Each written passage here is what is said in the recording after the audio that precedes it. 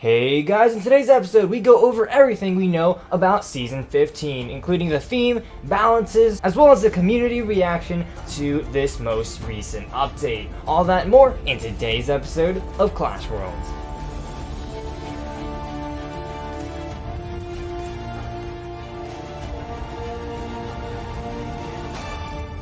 Hey guys, that's right here, and welcome back to another Clash Worlds episode. In this not-so-weekly show, we go over the newest announcements from the Clash Royale team, the hottest topics from CR Esports, as well as what's going on in the community. Then we'll finish off the episode by breaking down the meta and featuring my off-meta Deck of the Week. If you're enjoying Clash Worlds, then please leave a like down below and subscribe to the channel for more videos like this one. Also, go check me out on Instagram and Twitter, links down below, and if you'd like to support me in-game, feel free to use code Legendaray in the shop. Any support would be greatly appreciated. And with all that out of the way, let's get right into the first section.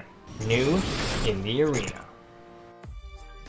New in the Arena is where we go over the newest announcements from the Clash Royale team. This week, of course, as with the start of each month, is going to be the start of Season 15. That's right, starting on September 7th, Season 15 is going to be called Set Sail for War, celebrating the arrival of Clan Wars 2.0 with quite a bit of free stuff. So, let's check it out. Of course, it features the return to the boat arena, as well as 2 new tower skins. A Clan Boat Bastion, which is a free tower skin for everyone in the game, and a Colossal Castle skin, which is going to be unlocked through Clash Royale. There are also going to be 4 new emotes. There's going to be a free guard emote, there's going to be a Goblin Thumbs Up emote, as well as a Golem and a Goblin Tap Dancing one, which I honestly quite enjoy. Last but not least, the card boost for the season will be guards. Of course, to celebrate the new Clash Royale animated short that is going to be dropping on September the 12th. Honestly, I am super excited for that one, because we've asked for a Clash movie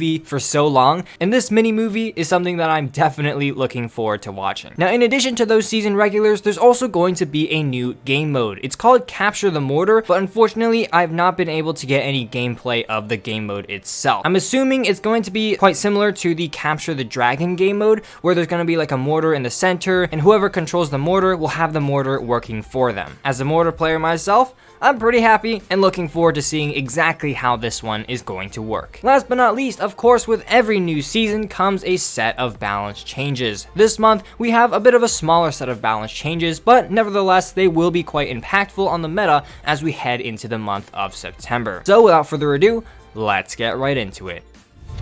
Heal Spirit. Heal radius minus 12.5%.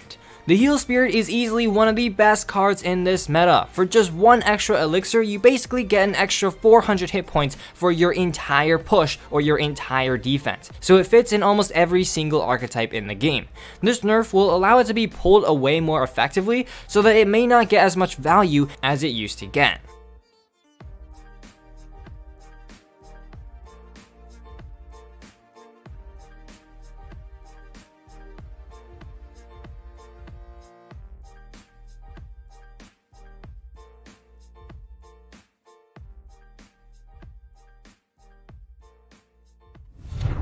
Number 2. Zappies.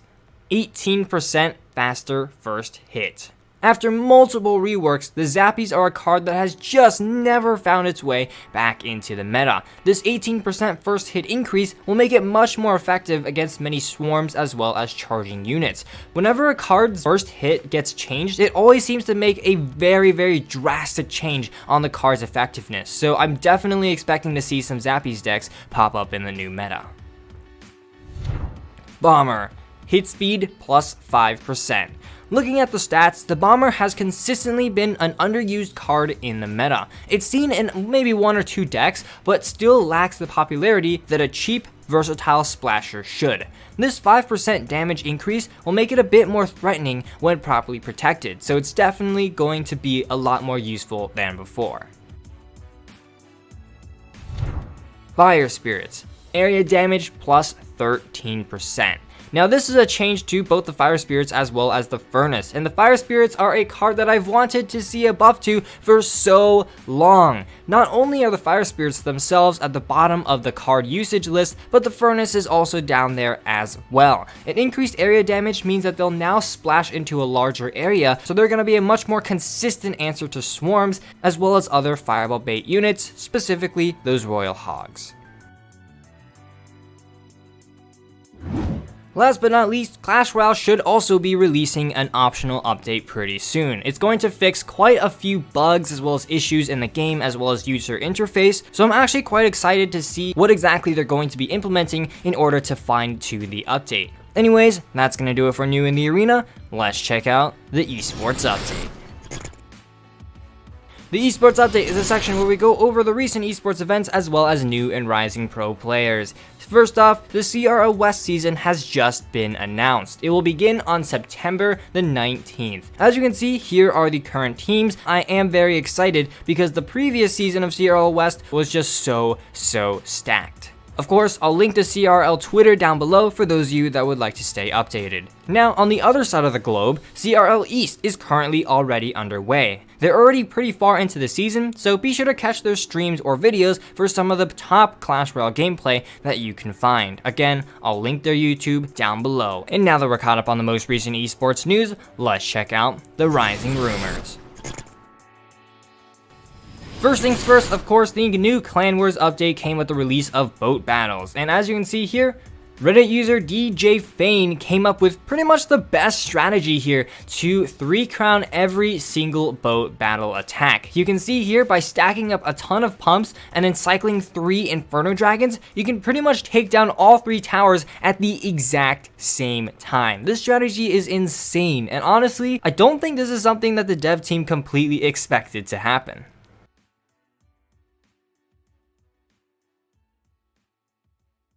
Next up, as you know, there's been a recent glitch that allows you to play in 2v2 without actually using a full deck. On Reddit here, by user Airsoft52, there's a hilarious replay where the opponent attempts to use Elixir Golem clone, but the players here have cloned witches, and they just absolutely overrun their opponents with skeletons. There's so many skeletons on board, absolutely insane, even more than Infinite Elixir. Anyways, now that we've covered the trending topics in the community, let's go ahead and break down the meta. Of course, the September balances don't change too many cards, but it may still have a decent impact on the meta, so let's go ahead and make a prediction on how this new meta will change. Heal Spirit. Of course, the Heal Spirit will see a small decrease in usage. However, since it still heals the same amount as it did before, it will be just as effective once it connects. Therefore, most decks with the Heal Spirit will still run the card because its fast cycle and healing still provides a lot of value. Fireball Bait. Fireball Bait may also see a slight decrease in usage. Not only is the Heal Spirit being nerfed, but splashers such as Bomber and Fire Spirits are getting respective buffs. That being said, the Zappies may see a little bit of an impact on the archetype, as I'm sure maybe 1 or 2 Zappies decks are going to pop up in this new meta. Anyways, that's the meta for you guys. Now let's get into the off-meta deck of the week.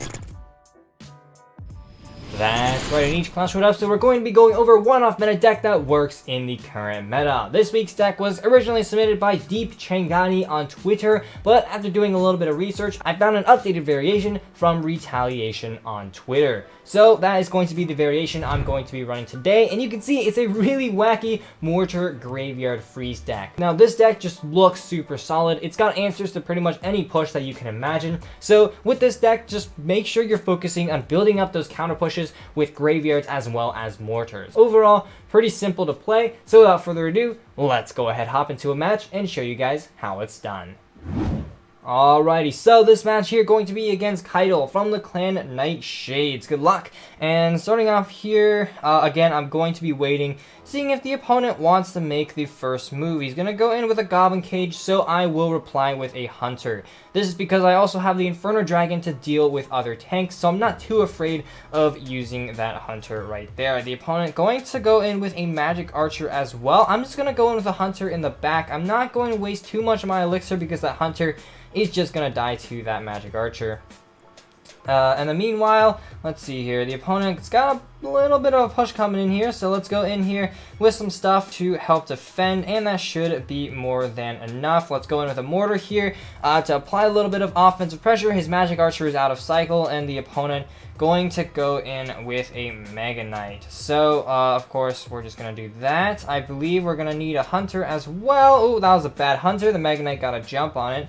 So we're also going to, unfortunately, need a knight. Not the best play there on my end. I was a little bit delayed on the placement of the knight, and now I'm a little bit worried about a magic archer, but it looks like that is not the case, and he's not going to play the magic archer. So a bit of a relief there. But yeah, let's just go ahead. Oh, he's got those Royal Hogs right there. So let's go into the Bar Barrel on one end, Cannon Cart on the other, and that should apply quite a bit of pressure here onto the opponent. And now I'm thinking about graveyarding, but maybe not yet. Hopefully I can just, you know, chillax a little bit and just make sure that I don't overspend on my pushes. So let's see here. Let's go in with another mortar on offense here. Okay, we're gonna hunter here for that stuff. I think 2 mortar hits is enough to kill a magic archer, but unfortunately that does mean that the mortar probably won't get any hits onto the tower. But yeah, let's go in with a knight graveyard here, because I feel like he might Mega Knight on the knight, and that's going to leave him really short on elixir. Actually, no, he's going to Mega Knight onto the graveyard, so well played on his end here. Maybe I could freeze, but I don't think I'm going to. Instead, let's focus on this defense here, because it is going to be a little bit of a difficult one to pull off. So, starting off, let's go ahead and freeze all of this stuff. Of course, we're going to go in with a this thing right here as well. And then a hunter should be able to finish off the 2 hogs on the opposite lane right there. Knight down will, you know, prevent that fisherman from locking on, as well as finish off that last little health from the hogs. And now this is going to be a little bit interesting, because he has quite a few counters to graveyard, so it's going to be a little bit tricky to try and break through on all of his stuff. So we're going to go ahead. Unfortunately, the bandit will connect on his end, and the magic archer will also get some chip. But yeah, let's go in with a graveyard here on top of all this. Ooh, well played on his push right there. Let's go ahead and actually freeze on all this. That'll actually get a ton of skeletons down onto the tower. Oh my gosh, he definitely did not expect that. Skeletons are still doing damage. Tower's down to 26 HP. I believe a freeze is going to be more than enough, but we also have to defend this here, so ooh, gonna be a bit of trouble. Let's go ahead and try and predict a magic archer there. How much does freeze do? Oh, 29, thank goodness, and a freeze will actually finish off the tower. So you can see here, Fireball Bait is one of the matchups that this does struggle a little bit more against, but as long as you're a little bit careful and just use that freeze very, very effectively, you can honestly do a very, very great job. So there we go, that was the off-meta deck of the week. It's definitely a very, very unique and fun deck that you should give a try. Of course, deck links are going to be down in the description, but unfortunately, guys, that's all I've got time for in today's episode. Huge thanks to all of my channel members. You guys are the absolute G's. If you enjoyed, please leave a like down below, as well as a subscription to my channel. And as always, this is Legendaray, and I'm signing off. See you guys next time.